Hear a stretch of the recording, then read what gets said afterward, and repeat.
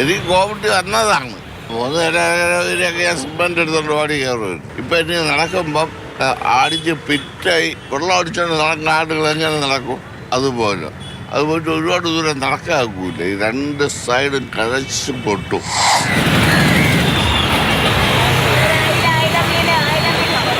ഇപ്പോഴും ചുമ്മാ ശ്വാസം വിടച്ചമ്മ പനി എല്ലാം ഇവിടെ ഇരിക്കുമ്പോൾ അതിൻ്റെ കാലാവസ്ഥ ഒന്നും നമുക്ക് ശരിയാവണില്ല മോനെ. നേരത്തേക്ക് അങ്ങനെ ഒന്നും ഇല്ലായിരുന്നു. എത്ര മഴ കൊള്ളും, എത്ര വെയിൽ കൊള്ളും. ഇപ്പം വെയിലും കൊണ്ടുകൂടാ, മഴ കൊണ്ടുകൂടാ, പിന്നെ തണുപ്പ് കൊണ്ടുകൂടാ. അങ്ങനെയാണ് ജീവിക്കുന്നത്. 3ാമത്തെ ഇഞ്ചക്ഷൻ എടുത്തവരെ ഒരു സൈഡാണ് അടിച്ചു പോയത്. അത് ഒരുപാട് അനുഭവം ഒരുപാട് പേർക്കുണ്ട്. അതിൻ്റെ പാർശ്വഫലമുണ്ട്. കാലിൻ്റെ പ്രശ്നം, അമിതവണ്ണം പെട്ടെന്ന് കൂടുന്നു.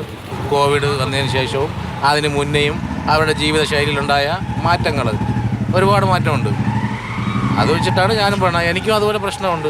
ഒന്നാമത് നമ്മൾ ഓവർ തടിയാണ്, അതിൻ്റെ കൂടെ ഇതും കൂടെ ആയപ്പോൾ പ്രശ്നം അധികമായി. കോവിഡിനെ കുറിച്ച് പലർക്കും പല അനുഭവങ്ങളാണ് ഉള്ളത്. പല ആരോഗ്യ പ്രശ്നങ്ങളും ശാരീരിക ബുദ്ധിമുട്ടുകളും കോവിഡിന് പിന്നാലെ എത്തിയതാണ് എന്ന് അവർ വിശ്വസിക്കുന്നു. സാധാരണക്കാരുടെ അഭിപ്രായമാണ് കേട്ടത്. ആരോഗ്യ വിദഗ്ധർക്ക് ഇതിനെക്കുറിച്ച് എന്താണ് പറയാനുള്ളതെന്ന് കേൾക്കാം. മസ്കുലോസ്കെലറ്റൽ സിസ്റ്റം എന്ന് പറയുമ്പോൾ മസിലുണ്ട്, സന്ധികളുണ്ട്, എല്ലുകളുണ്ട്. ഇത് 3നും വളരെയധികം വ്യത്യാസങ്ങൾ വന്നിട്ടുണ്ട്. മെയിൻലി കോവിഡിൻ്റെ പാത്തോഫിസിയോളജിയിൽ വരുന്നത് രക്തക്കുഴലുകളെ ബാധിക്കും. രക്തത്തിൻ്റെ കട്ട പിടിക്കുന്ന കഴിവിനെ മാറ്റും. കോവിഡ് വന്നു കഴിയുമ്പോൾ പൊതുവേ ഈ ക്ലോട്ടിങ്, അതിപ്പോൾ ചിലവർക്ക് ഹൃദയത്തിലാണ് വരുന്നത്. അപ്പോഴാണ് അറ്റാക്ക് വന്നിട്ട് മരണം വരെ സംഭവിക്കുന്നത്. അല്ലെങ്കിൽ തലച്ചോറിൽ ഈ രക്തക്കുഴലുകളെ ബാധിച്ച് അതിൽ ക്ലോട്ട് വരുമ്പോഴാണ് സ്ട്രോക്ക് വരുന്നത്.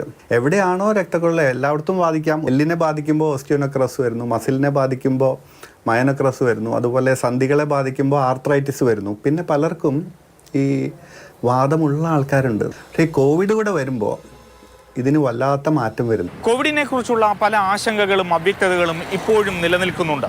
അതിനെക്കുറിച്ച് കൃത്യമായ പഠനങ്ങൾ നടന്നിട്ടുണ്ടോ എന്നും സംശയമാണ്. നമ്മളിൽ പലർക്കുമുള്ള ശാരീരിക ബുദ്ധിമുട്ടുകൾ ഒരുപക്ഷേ കോവിഡിൻ്റെ അനന്തരഫലങ്ങളാകാം. അതിനെക്കുറിച്ച് കൃത്യമായി അറിയണമെങ്കിൽ പരിശോധനകൾ വേണം.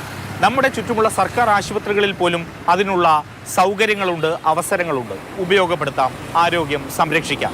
സജികുമാറിനൊപ്പം AK സ്റ്റെഫിൻ, മാതൃഭൂമി ന്യൂസ്, തിരുവനന്തപുരം.